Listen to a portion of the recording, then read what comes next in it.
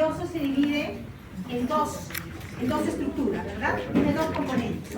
Tenemos el sistema nervioso central y el sistema nervioso periférico. ¿Qué órganos forman el sistema nervioso central? El cerebro, ¿verdad? El céfalo y la médula espinal. ¿Dónde se ubica la médula espinal? En la columna vertebral, ¿verdad? En el canal raquídeo. Y el sistema nervioso periférico, ¿cómo está constituido? De todos los nervios que nacen de la médula. ¿Cómo se llaman? Los nervios raquídeos. Y también de todos los nervios que nacen del mismo encéfalo. Se llaman nervios craneales, los pares craneales, ¿cierto? Y a lo largo de estos nervios también vamos a encontrar ganglios nerviosos, que van a ser de tipo sensitivos y también autónomos. Aquí una imagen para que ustedes vean cómo desde el sistema nervioso central estamos viendo la forma en que se dirigen las terminaciones nerviosas hacia diferentes órganos, incluyendo los órganos de los sentidos, ¿no? Órganos y vísceras. ¿Cómo está constituido el sistema nervioso central? Podemos hablar de su origen. El origen del sistema nervioso central está dado por el ectodermo. De las tres hojas embrionarias, la hoja externa, el ectodermo, es la que da origen a este sistema nervioso central. Y va a tener dos componentes. Recuerden, en histología hemos estado viendo cómo se divide cada tejido. En este caso, en el tejido nervioso, diremos que hay células del tejido nervioso y hay fibras del tejido nervioso. Las células que conforman el tejido nervioso son dos y no son iguales. La función que cumplen tampoco son iguales. Los dos tipos de células que tenemos son las neuronas y las glías o neuroglias. Las neuronas son las que reciben la información, ¿no? La procesan y emiten una respuesta. Y las glías vendrían a ser todas esas células que acompañan a las neuronas para que puedan cumplir su función. Del mismo cuerpo de las neuronas nacen una serie de prolongaciones con sus correspondientes envolturas, ¿no? Que por ejemplo en la imagen ustedes están viendo que una de las envolturas sería la vaina de mielina. Aquí lo estamos viendo. Vemos el cuerpo de una neurona. Como es una neurona que tiene varias prolongaciones citoplasmáticas, decimos que este es un tipo de neurona multipolar. ¿Recuerdan las imágenes de las primeras clases de citología? Aquí vemos una neurona multipolar. ¿Por qué multipolar? Porque tiene varias prolongaciones citoplasmáticas. Y aquí lo estamos viendo. El cuerpo de la neurona se prolonga o se hace más amplio gracias a estas prolongaciones que son múltiples. Y de ella también nace una prolongación única que también es larga, pero es única, no son varias, sino solo una. Este es el axón. Entonces ya en esta imagen ustedes pueden ver que todas las neuronas van a tener dendritas y axón. El axón siempre es uno y las dendritas pueden ser una dendrita o múltiples dendritas, ¿no? Podemos tener una neurona bipolar, una neurona multipolar. ¿Qué es lo que vemos en este cuerpo de la neurona? Aquí estamos viendo el núcleo. Si se fijan bien, está ligeramente más pálido. Dentro del núcleo que veíamos, el nucleolo, que está siempre muy teñido. ¿Y qué es lo que puedo observar en este citoplasma o cuerpo neuronal o soma? Están viendo la sustancia cromófila o gránulos de Nissen. Muy bien. Y vamos a ver en esta zona donde no hay gránulos de Nissen, nace, esta zona se llama el cono axónico, es el punto donde se origina el axón. Y vemos cómo el axón termina en unas dilataciones llamadas teledendrón, que viene a ser la forma en que toma contacto con una siguiente neurona o con una célula efectora. ¿Cómo va la transmisión del impulso nervioso? Las dendritas reciben la información, reciben el impulso y lo trasladan para la porción efectora a lo largo del axón. Entonces, las dendritas reciben, el axón emite respuesta. ¿Qué funciones cumple nuestro sistema nervioso central? Transmite los impulsos nerviosos, interpreta todos los estímulos que recibe del medio externo, elabora las respuestas, lleva a cabo el control de los órganos vitales, ¿no? Por tanto, El control de la frecuencia cardíaca, la frecuencia respiratoria, el ritmo para la digestión, también está a cargo del sistema nervioso. Y podemos hablar que es muy importante la función que cumple para el desarrollo de las funciones superiores. ¿Cuáles son las funciones superiores? La memoria, el razonamiento, la inteligencia, los sentimientos también están a cargo de este sistema nervioso. Aquí, ¿cómo está constituida histológicamente una neurona?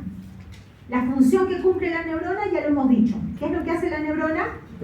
Recibe la información, la interpreta, la procesa y la transmite, ¿no? Hacia los órganos efectores. Entonces, transporta la información que recibe de los órganos sensoriales. ¿Cuáles son nuestros órganos sensoriales?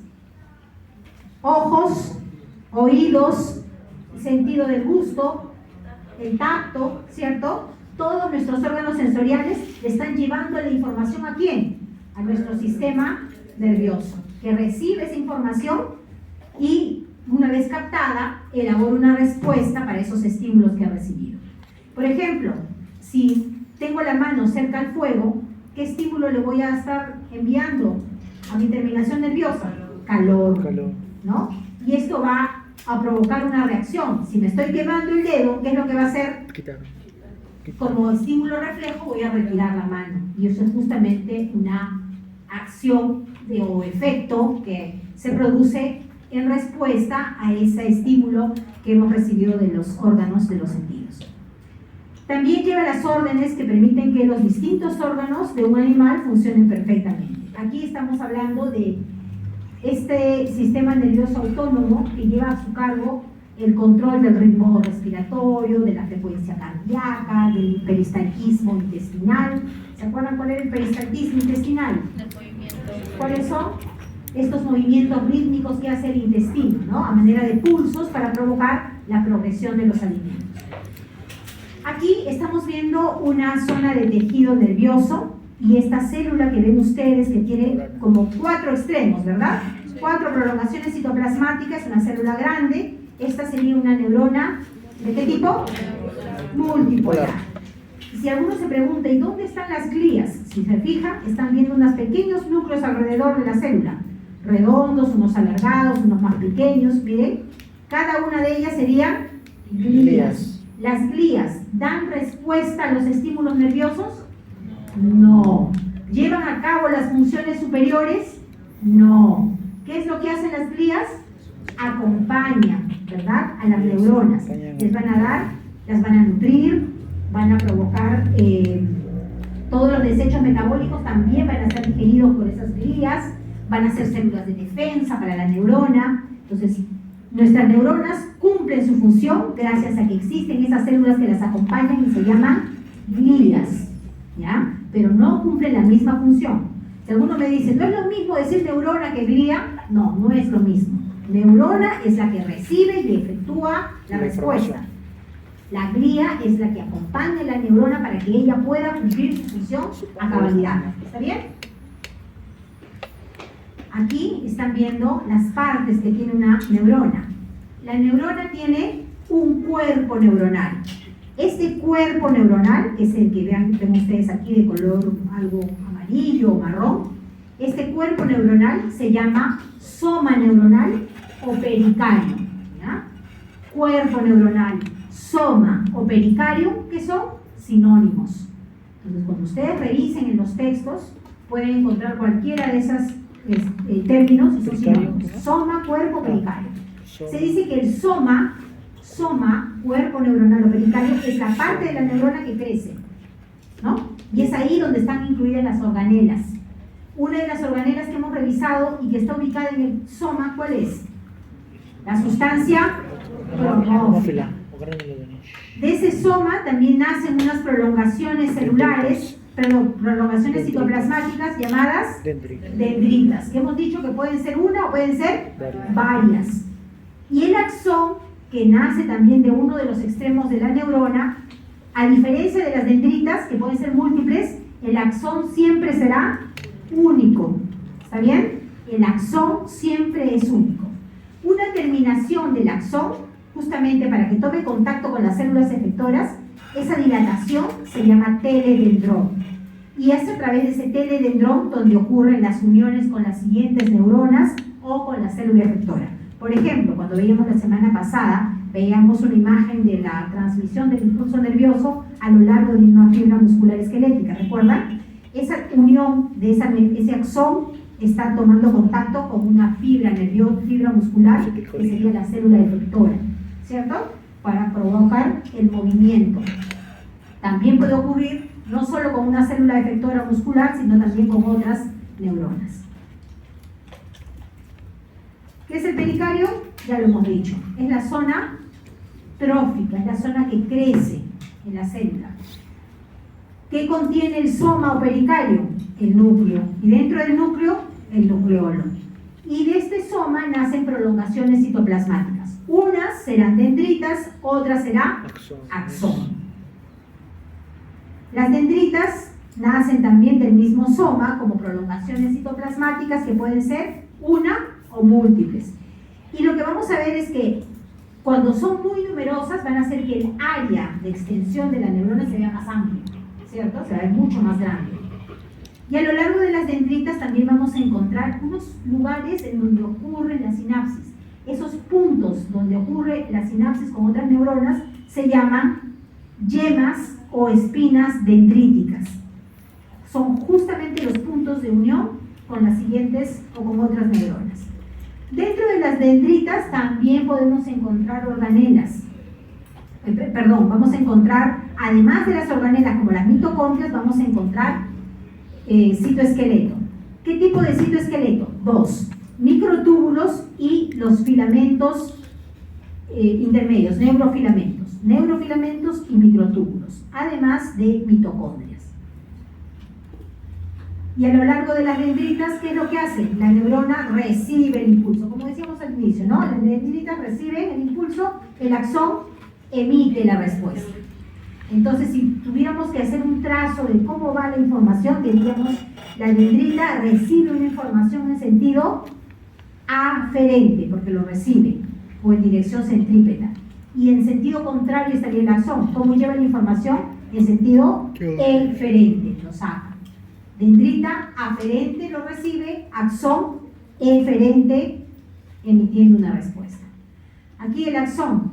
Miren esta fotografía electrónica de la neurona. ¿La ven? ¿Ven la neurona? ¿Qué estoy señalando aquí dentro del soma? Núcleo. ¿Y aquí? Nucleolo. ¿Vemos esta prolongación? Axón. Este es el axón. El axón es una estructura de forma cilíndrica que nace en uno de los extremos de la neurona.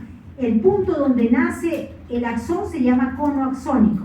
Por ejemplo, si lo vemos en la imagen, esta dilatación, veo toda esta dendrita y aquí veo una zona, ¿no?, que se continúa como el axón, pero esta pequeña dilatación sería el cono axónico. Es el punto donde nace el axón. Y este cono axónico, si bien es único, se caracteriza también por tener a lo largo del axón, va a tener mitocondrias, neurofilamentos y microtúbulos. A diferencia de la dendrita, que hay una diferencia que es importante, el axón no tiene sustancia cromófila, pero la dendrita, que es algo que no hemos dicho en la lámina anterior, la dendrita sí tiene sustancia cromófila. Entonces, si les preguntan, histológicamente, ¿cómo diferencia una dendrita de un axón? Histológicamente lo diferenciamos por la presencia de la sustancia cromófila. ¿Dónde está presente la sustancia cromófila? Dendritas. En las dendritas. El axón nunca va a tener sustancia cromófila. ¿Está bien? La dilatación del axón, ¿cómo se llama? Teledendrón. Y ese teledendrón es el que toma contacto con las células efectoras o con una siguiente neurona, ¿verdad? Para hacer sinapsis. ¿Cómo llega el impulso al axón? ¿O cómo va a transmitir la respuesta del axón? De manera eferente o en dirección centrífuga, ¿no? De salida. Lleva la información de salida. Aquí pueden ver una neurona. ¿Qué tipo de neurona es la que vemos en la imagen? Multipolar. ¿Por qué? Porque tiene muchas dendritas. Porque tiene múltiples prolongaciones citoplasmáticas en uno de sus extremos. Y en el otro extremo, un axón que siempre es único. Y aquí vemos la zona final del axón. ¿Cómo se llama esta dilatación? El teledendrón. Entonces, el axón va a cumplir esa función de respuesta gracias a la sinapsis que hace a través del teledendrón. En la sustancia gris del sistema nervioso central y también en los ganglios del sistema nervioso periférico vamos a encontrar los somas o cuerpos de las neuronas, la mayor parte de las dendritas y también los teledendrones. Mientras que en la sustancia blanca, tanto el sistema nervioso central como el sistema nervioso periférico, en los nervios vamos a encontrar los axones. Cuando nosotros veíamos un corte de médula espinal, ¿recuerdan? Una zona central de la médula espinal que tiene forma de letra H. Sí. Que tiene forma de letra, ¿estás bien? Tiene forma de letra H en la sustancia gris. ¿Qué es lo que contiene la sustancia gris? Los cuerpos de las neuronas. En este caso, si es sistema nervioso central, serán neuronas multipolares. Pero si hablamos de los ganglios periféricos, vamos a encontrar neuronas pseudomonopolares. Y en la sustancia blanca, ¿qué es lo que encontramos? Los axones. Y se ha hecho un cálculo de cuántas neuronas encontramos por milímetro cúbico de tejido nervioso con el cerebro. Por cada milímetro cúbico del cerebro, aproximadamente hay unas 50.000 neuronas. Todos se murieron. Ay, Dios. Perdón. ¿Qué pasó? Aquí, miren, estamos en una imagen del cerebelo. Esta sería la corteza cerebelosa. Y en la corteza cerebelosa vemos una neurona multipolar que tiene nombre de una fibra que antes habíamos visto. La misma persona que descubre la fibra de Purkinje le da nombre a esta neurona. Es la neurona de Purkinje. Y la neurona de Purkinje se ubica en el cerebelo. Es una neurona de tipo multipolar. También vamos a ver unas neuronas más pequeñitas que son las neuronas ganglionares. A diferencia de la médula espinal, en donde vemos grandes neuronas motoras, que son estas neuronas multipolares. Entonces el tamaño y forma de las neuronas va a ser variable dependiendo de donde las observemos.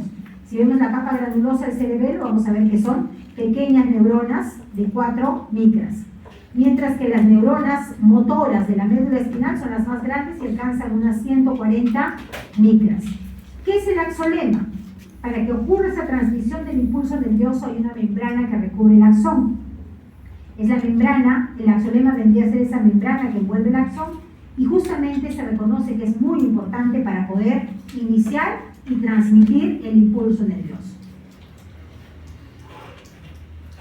¿Cómo es el núcleo de nuestras neuronas? ¿Cómo lo hemos visto? ¿Qué forma tiene? ¿Cómo es el núcleo? Esférico. Esférico, ¿no? Redondo. ¿Qué más? Es pálido, ¿verdad? ¿Y por qué creen ustedes que es pálido? Porque es vesiculoso. Siempre que el núcleo se vea pálido es porque la cromatina está dispersa. Entonces ese núcleo es vesiculoso. ¿Y qué es lo que tiene en el interior ese núcleo? Nucleolo. El nucleolo. Y el nucleolo, a diferencia del núcleo pálido, ¿cómo luce el nucleolo? Hipnótico. Prominente, muy teñido, ¿no? Su función está relacionada a la síntesis del ARN para que éste luego sea trasladado al citoplasma y pueda cumplirse con la síntesis de las proteínas que van a fluir a lo largo del axón. Con respecto a la cromatina que contiene el núcleo, podemos decir que la cromatina que contiene es de tipo eucromatina.